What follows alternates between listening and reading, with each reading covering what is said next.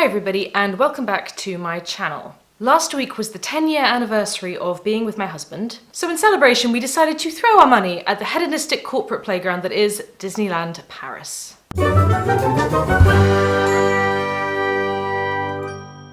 Now literally the only reason I decided to go to a crowded, noisy theme park, which is, let's face it, probably a sensory nightmare for most autistic people, was because I found out that if you're autistic, it entitles you to Disney's Priority Access Card. The Priority Card is for those with permanent physical, mental, or cognitive disabilities, including autism, to enjoy Disney in spite of the overwhelming atmosphere it can have. You can use the disabled access entrance on all rides. There is a special area you can use during parades, which means that for stressful things like queuing and standing in crowds, you can have a much better time visiting Disney. When we got there, we made our way to the Donald desk, which is to the right of the main ticketing entrance to the Disneyland park itself. When you get there, you need to provide proof of your condition. This varies depending on the country in which you're resident, but as resident of the Netherlands, all I needed was a doctor's letter confirming my diagnosis and that it is a lifelong condition, dated and stamped within 3 months of the date you're trying to visit.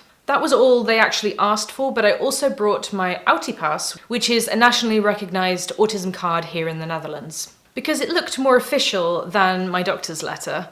And my main concern was actually going there and turning up and having them not believe me and not issuing me the card. In the end though, it wasn't an issue at all. Although the guy told us that we should have booked online first, but I didn't really know how to do that, because it's not clear whether you have to book online for 2 people and then get reimbursed. Because as an autistic person, you are entitled to have a carer come assist you free of charge. So it wasn't clear whether you should book for 2 people online and then get reimbursed, or whether you should just book for 1 person and then when they issue the priority card, the other person would get in for free.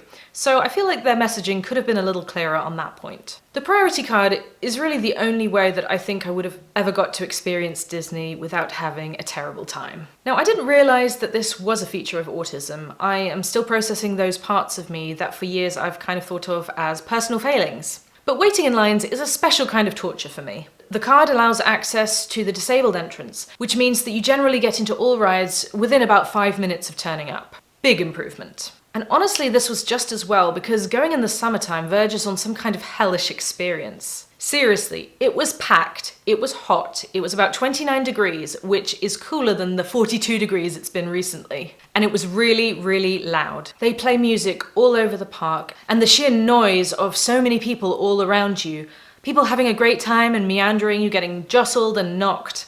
I hate that. And this is just the background stress of wandering around the park. So you can see this would set me up for getting really stressed if I did have to wait in line for an hour or more. Now, I did visit both Disneyland California and Disney World in Florida as a child, but I've never been to Euro Disney before. It's not as big as Disney World, but there's still a lot of walking. Now, I have flat feet, which sadly makes me unable to join the army, but it also makes this kind of theme park rather painful after a while. The other thing to bear in mind is that it's Disney, so the prices are eye-watering. Take whatever price you expect something to be in a sane world, then double it, and that's what Disney will charge you. If you go in and start getting annoyed every time that something is laughably expensive, you will have a terrible time. Those cute mouse ears that everyone are wearing, those are 20 euros. The fun bubble ones that you want to bring back for your child, also 20 euros. Seriously, a 330ml Sprite in the restaurant was 5 euros. So I'm wandering around Disney with a lot of sensory stuff going on. I'm kind of raging about the prices, wondering how does anyone afford this? And kind of going off on a brain tangent about Disney appropriating people's culture and their art and their stories, feeling like kind of a massive hypocrite. Because, as it turns out, I was kind of having a really good time. I think if you go to Disney, for anyone probably, not just autistic people, but especially for us, planning is really the key. They have designed it to be confusing and overwhelming because if there are awfully long lines, people will pay more to skip them. But even with the priority card, we could have done more planning and probably had a less stressful time while we were there.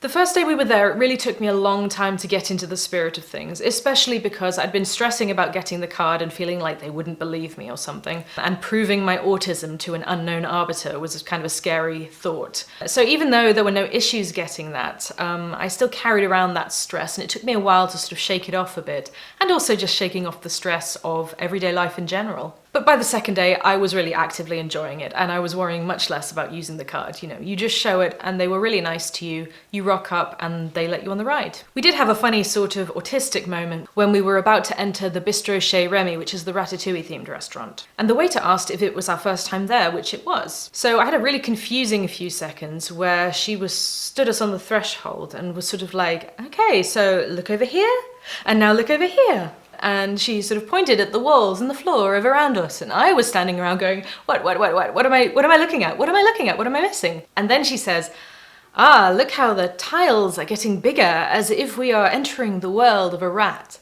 And I'm standing there thinking, do other people really not notice this stuff? Because I was looking for things outside of the tiles. I could see that we were going into the world of a rat.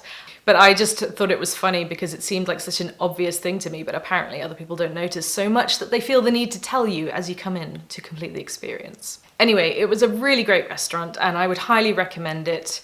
We were very lucky to be able to walk in, but I would recommend booking to make sure you get a spot. Even though we were only there for 2 days, with the priority card you can get through the rides a lot more quickly. So I think it's especially important to schedule downtime while you're there. And also when you get back. It took me several days to sort of come down from the experience and for the music to stop rattling around my head. Although I am a fan of many Disney soundtracks, so that's kind of why I went there as well, to enjoy the music. There are definitely some things that you should bring though to make your visit more tolerable. There are free water fountains throughout and drinks are so expensive that I do recommend bringing a water bottle. I also think that you should bring earplugs or ear defenders. I saw a lot of people walking around wearing these. And I definitely would have gone into shutdown or possibly even meltdown from the sensory overload if it hadn't been for my musician's earplugs. If you are at all noise sensitive, I really wouldn't forget these. Also, I would definitely download the mobile app. The park is rather big and confusing, and that's before you add in loads of people walking around everywhere. If you can plan in advance your routes, where you want to walk and what you want to see and which rides you want to go on, you'll have a far better time there. If you're like me and you kind of stress about losing bits of paper, the priority card they give you is literally a card, a sort of piece of cardboard. So I would bring a lanyard, but also make sure that you have a plastic holder, because they just give you the card. You can't actually put it on a lanyard. I had one, but it wouldn't go on. So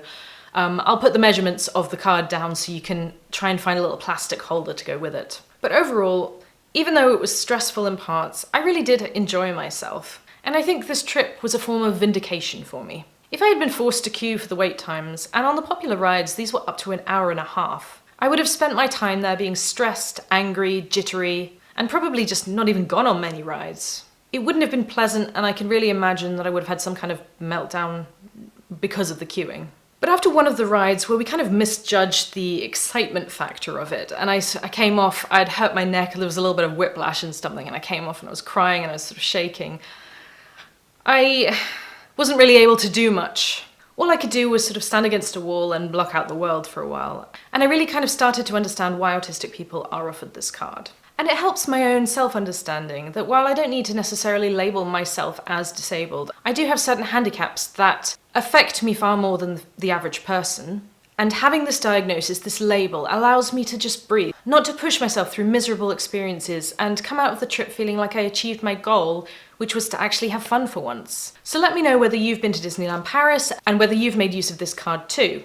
If you want more videos on autism, I have a whole playlist for you, so please keep watching, and I'll see you next time. Thanks for watching.